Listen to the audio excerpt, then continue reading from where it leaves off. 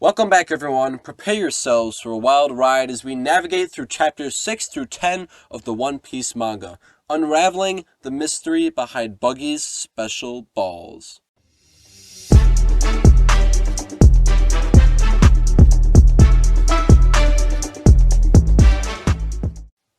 Anyways, before we get started, my name is Jackson, and this is Anime NoobTube, and I'm here to review chapters 6 through 10 of the One Piece manga. For some context, I do know a little bit about One Piece. I have seen the East Blue Saga in the anime form, as well as I've seen the live-action Netflix series, or at least season 1 of it, because that's all that's released right now.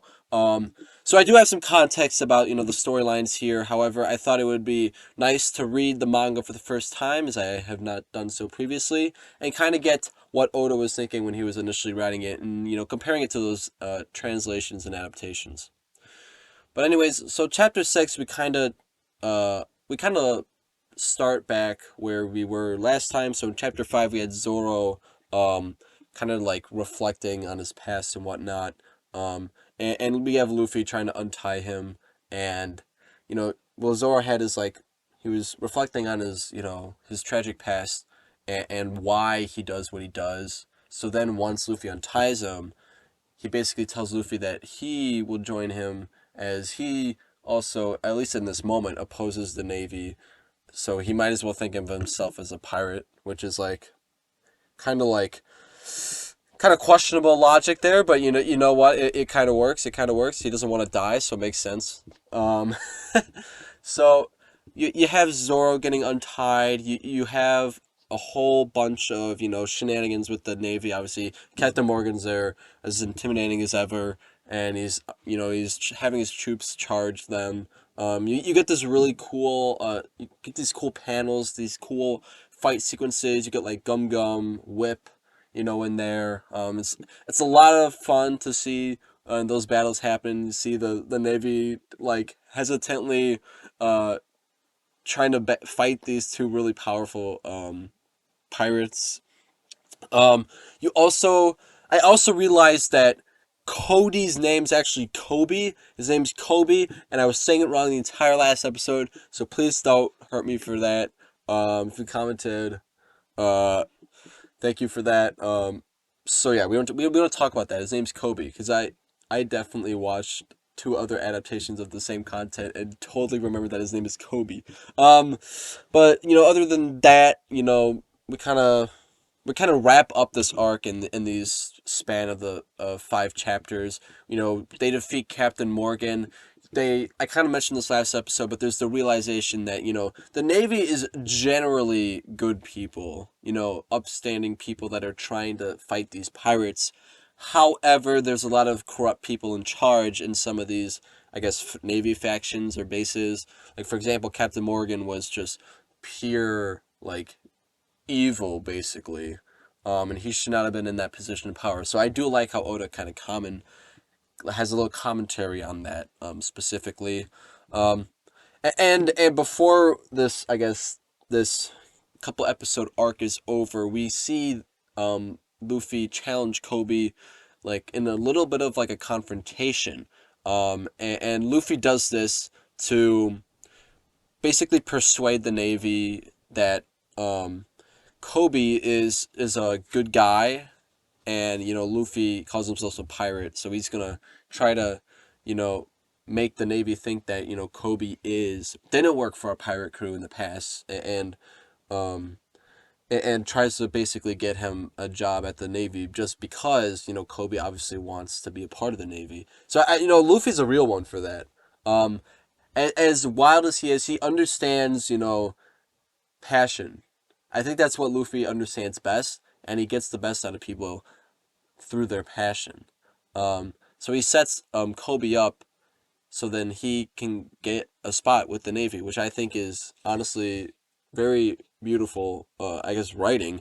And we're only 10 chapters in, and we're already seeing the difference that Luffy's making on everybody else's life that he meets, and it's really heartwarming to know that Luffy is being able to do this, and I mean Zoro catches on to it. He makes it clear to the reader that that's what he did. Um, So, I love Luffy for like Luffy is such a cool protagonist just because he's someone that like I want to have like my own Luffy in my life, someone that I can go um to tell me that what I'm doing is a correct choice. So, love Luffy for that. And then we kind of transition. So Luffy and Zoro without a navigator, go onto the East Blue, and they're kind of just like, uh, they don't know what they're doing. Neither of them know how to navigate. I know Zoro's like, I know it's a meme about how comically bad he is at navigation. And obviously Luffy doesn't know what he's doing either. So they're just both chilling there, and then they eventually, well, Luffy like tries to attack a bird or something in the air, or he like grabs it and then he like flies away or something, and then Zoro is with these finds these buggy pirates, and then we're introduced to Nami. Nami here, I think it was translated very well in both the anime as well as the live action formats. Here she's just very smart, very witty. She obviously she's not to be trusted, and it's very clearly written like that in the book. So I like that those other forms of media translated that very well. Um, and they also, they continued. They talk about this guy named Buggy because obviously they're Buggy's pirates. So they talk about him and how he's eaten this devil fruit, or fruit of the devil is what they described it as. Um, and you know Buggy, he is a really fun character. And even I mean, I haven't like in this couple episodes, we haven't really seen a lot of Buggy. We just know that he's this really powerful guy, and he likes his boogie balls. But the it's he's a really fun character, and he's starting, he's warming up to me as I'm reading the manga interpretation of him. Um, and then so basically once Zoro meets these pirates, and then we cut Nami stealing a map from Buggy just like that.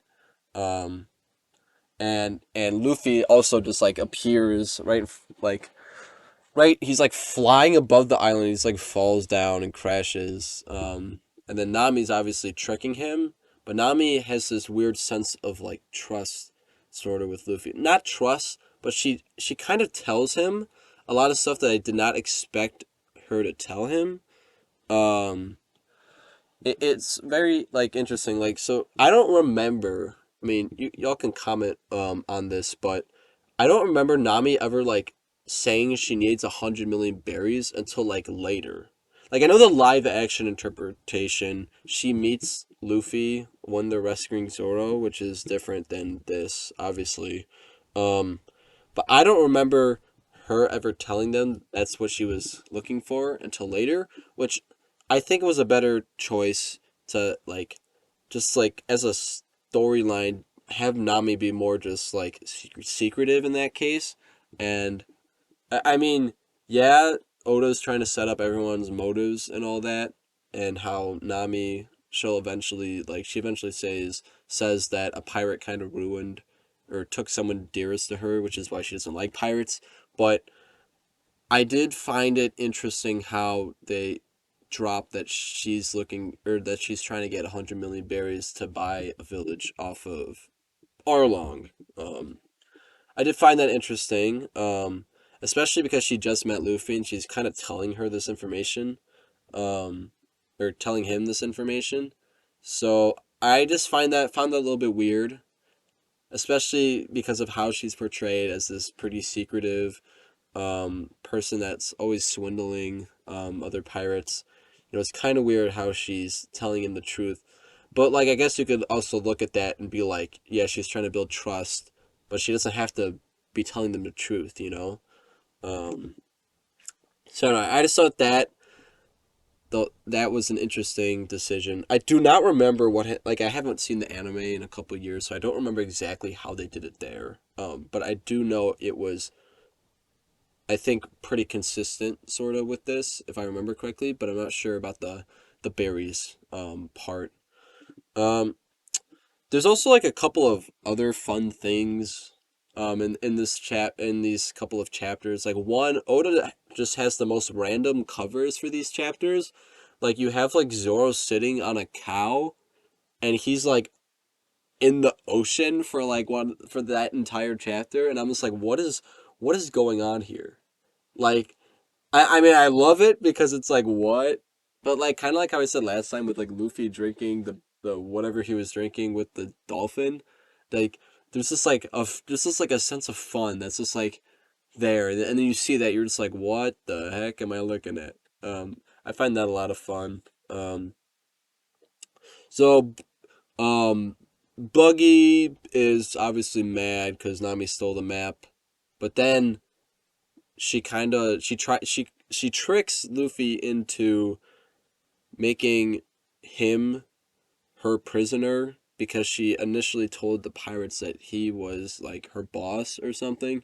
And Luffy's obviously like, what the heck? I don't want you to join my crew if you're lying to me like that. So she brings the map back to Buggy because she wants to wait for everyone to be drunk and then steal even more treasure, which is like understandable, I guess, because I mean, she needs the berries, and Treasure is gonna get her that, but she knows that she can, get that after. I'm assuming I mean, she's definitely done it a million times, so I'd assume that she's very capable of this tomfoolery that she's about to pull. Um, but Luffy kind of ruins it, sort of, and Buggy shows off in chapter 10. He kind of shows off uh, his buggy balls, and he just like wipes half of this abandoned town out. And it's such it's a really powerful moment because I remember the anime really just like exemplified this moment and kind of showed just like how powerful Buggy was. Um, Even though he hasn't even revealed his powers yet, which is kind of like that's kind of like the cliffhanger at the end of this chapter. Like, because Zora comes in and he's basically saves the day. Um, well, he doesn't really save the day. He just like shows up, and everyone's like, "What? Zoro's working with this pirate hunter who's also Nami's boss." Um, Even though Luffy's not her boss, but that's what they're made to believe. Um, and then Zoro kind of just slices up Buggy, and it's like, what the heck? And then it's like the chapter ends, and I mean, I know what's about to happen, but that's such a fun way to end it. You're introduced with this. I mean, like all the other antagonists have only been in one chapter's worth of um. I've been in one chapter's worth of, I guess, chapters. Well, I don't know what I'm trying to say, but like Alvida and Higuma, they were both in only one chapter, but I guess Captain Morgan, he wasn't really a pirate, but he's technically a pirate. But he's probably a pirate that used to be a pirate but then became a navy officer. But I mean, he was in a couple of chapters, but Buggy, um this is your first like big pirate, like first one that also has the power of the devil fruit with him, and he gets sliced up, and it's like boom, chapter's done. And then obviously in the next couple chapters we're gonna find out that he does have the devil fruit. But really, really fun way to end on a cliffhanger. I don't know how the original manga released at the time. I don't know if it was like, I think they released in volumes. I don't know how many chapters are in each volume for One Piece originally, but it might have been the first 10 chapters, and then but I'm not entirely sure, but it was a fun cliffhanger. Um, there's a lot of, I wouldn't say there's in this span of chapters. There's a lot of, I don't know if there's really that much character moments other than Luffy and Kobe. Obviously, that confrontation, uh, Luffy seeking out Kobe and making sure that he's comforting him on his dream, to be a Navy officer. But like like I said, there hasn't really been like really in depth, character, study things. These 6 chapters were kind of wrapping up the Zoro, um that kind of Navy base arc, and then we're transitioning to this Buggy arc. And I think, I'm not entirely sure, but the next 5 chapters might also, obviously, I mean, there's plenty of Buggy stuff that they still have to do, if I remember correctly. So that might just all be Buggy stuff, and then, getting to learn more about Buggy will be a lot of fun. I'm looking forward to that. Looking forward to that initial interpretation of the character and seeing how it translated.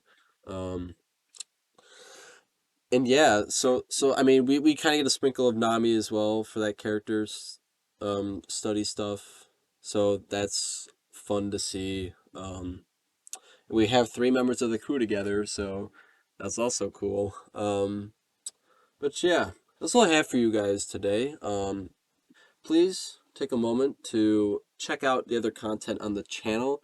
If you haven't checked the first episode of this, please check it out. I also have a couple other series running at the same time. If you have any other suggestions, please leave them in the comments down below. Thank you. Have a great rest of your day. Bye bye.